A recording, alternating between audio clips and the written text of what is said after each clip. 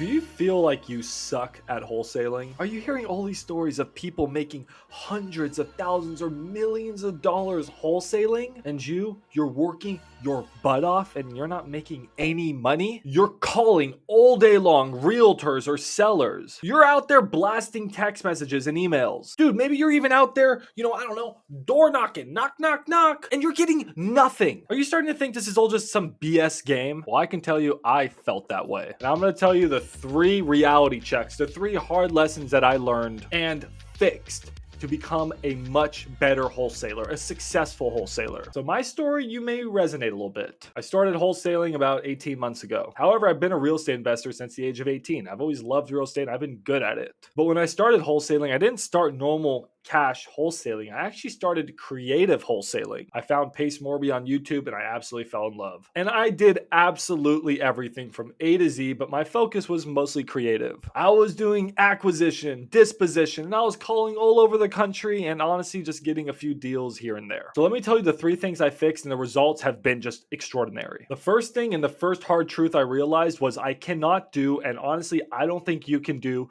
both acquisition and disposition at the same time. You should master one of them. What am I talking about? Acquisition is more direct to seller or direct to realtor. It's when you're honestly calling and finding deals. That's honestly just half the game. When I started wholesaling, I was like, dude, if I find a good deal, I can just find a buyer. I was naive. I was like, dude, if I find a good deal, that's 99% of the work. The buyer is easy. I got a good deal. I was so wrong. The thing is, you don't know what a good deal is until you have buyers on the other side who will give you a number, who will confidently say, yeah, I'll take that deal. When you have those buyers on the other side, you can almost then reverse wholesale to then know what to offer and know what to look for when you're on the buy side. See, I didn't have that. I would lock up deals that I personally thought were a good deal. I'm a real estate investor. I know about creative finance. I teach creative finance. I know this is a good deal. And then I still wouldn't find a buyer. I'm like, why is no one buying my deals? Well, it's because I didn't know how to do disposition. Just putting posts up on Facebook or even using investors lift, it's not good enough. You need to have good relationships with your buyers. You need to take them out to lunch. You need to know them. You need to know exactly what they want and you need to have a trustworthy relationship with them. And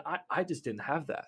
I was trying to do both acquisition and disposition. And honestly, you can only do one and do one really, really well. That's the first hard truth I learned. So what did I start doing? I actually joined as a partner in a company here in Dallas, and we are a top 1% disposition wholesaler. We're doing over $200,000 a month in just dispositions. We reach out to other wholesalers or realtors, they send us their deals, and we then sell them. And we sell them within 24 hours. We have 1,200 vetted buyers that we all know personally, and we can move deals like this. And we know what to pay for deals. So people come to us, they're like, hey, how much would you pay for this deal? We're like, yo, we can pay $225,000. We know that we can move it for $230 or $235 like that. I was thinking, why are these people selling us their deals? So we chose the path to master dispositions. And the results were black and white. We from a few deals to tons of deals. So we chose the path to master disposition. And my tip to you is choose one. Do you want to do acquisition or disposition? Now, I think you should probably lead acquisition. I think that's what you know now. I think you've tried it. And I think you should just focus on that and let somebody else help you with the dispo. Again, when I started and I heard people tell me that, I thought they were dumb. I thought they were honestly just trying to make money off of me. I was like, why would I do all the work and pay this guy or let this guy make any money? I wish I would have just trusted sooner, trusted the people who are more knowledgeable than me in the space. They were right. Get really good at acquisition or disposition and just focus on that. Now, the next thing is, where are you going to focus? Man, this was one of my biggest mistakes, thinking I could wholesale around the country. I was doing all 50 states. Oh, send me a deal here. Send me a deal there. Send me. Well, if the one creative deal is the same, a subject to deal here is the same as this. No. The moment we just started focusing on Dallas, Fort Worth only, results were incredible. Again, we master one thing and we master one location. Are you noticing what's the word I'm looking for? A pattern here. The pattern is we wholesalers, we think we can do it all. We can't. We need to focus down. When you master one market, you know that market like the back of your hand. You know every deal that's coming. You know every single realtor. You know when you see a property what a good price is. You know the market. And a market like Dallas, dude, there's enough for you to eat in, or whatever market you're in. I'm sure there's enough. And if you don't have to do the market you live in, that's okay. You can wholesale virtually, choose a market. I strongly recommend that you actually choose Dallas and work with me. Like I said, we do dispo and I teach people how to do acquisition. So if you find deals, bring them to me and we'll sell them. Or if you don't even know how to find a deal yet, I'll help you. Bring me good hot leads. I'll help you close them and then we'll dispo them and get you paid. Sounds too good to be true? Join my free Discord. I don't charge you guys anything for all this education, for all this stuff. My goal is to literally help each and every one of you become six-figure wholesalers and then seven-figure real estate investors. And it all starts in my Discord. The Wholesalers. Dude, look. You come down to the pets section, we're even sharing pictures of our animals. This is the sickest Discord for wholesaling you've ever been a part of. And the link is in the comments pinned down below. In there, you'll learn how to wholesale cash and invest creatively. Wait, wholesale cash and invest creatively? That's the third lesson I learned the hard way. So the first, focusing on just acquisition or disposition. The second, choosing one market and getting really good at that market. The third, and this one hurts me the most, everyone. I'm a creative guy. I make videos on creative finance, subject to seller finance, wraps, lease options, Morby method. I love creative finance. I love investing with little to no money, using other people's money, not having to go to the bank. Screw the bank. No cash, no credentials, no credit. We buy properties. We can buy properties at 18. My dog can buy properties. I love creative finance. You can tell the passion. But guess what?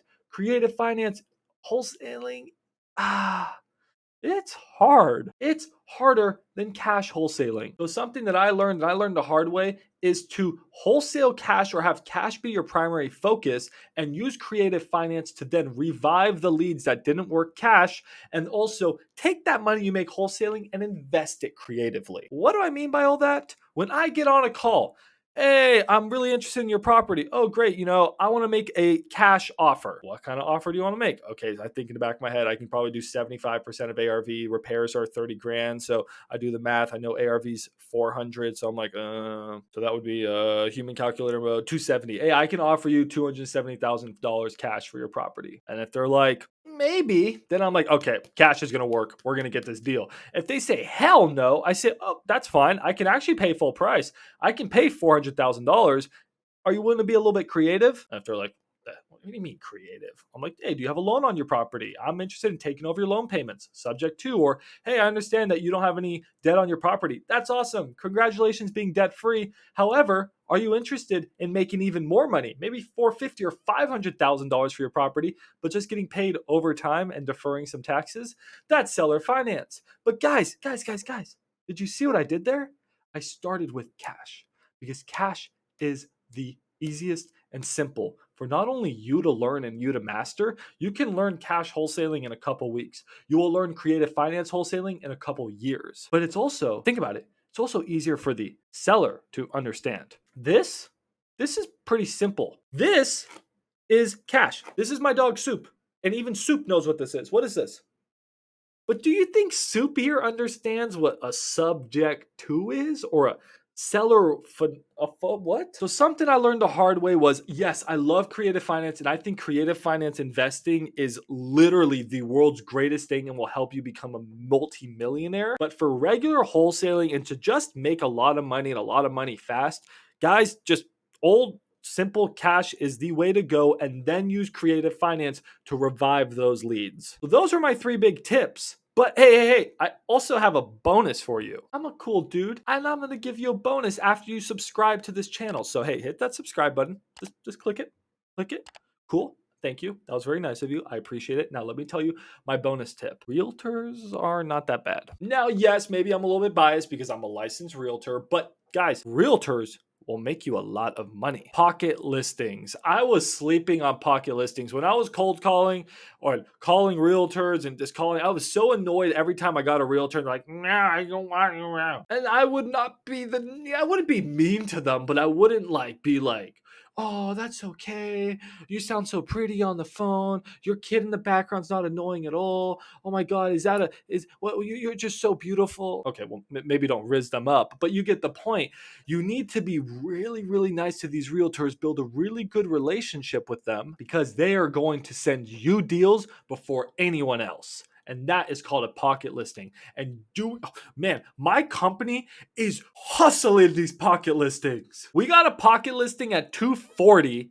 We did 12 grand in rehab and we just listed it at 400,000. What? Do those numbers even make sense?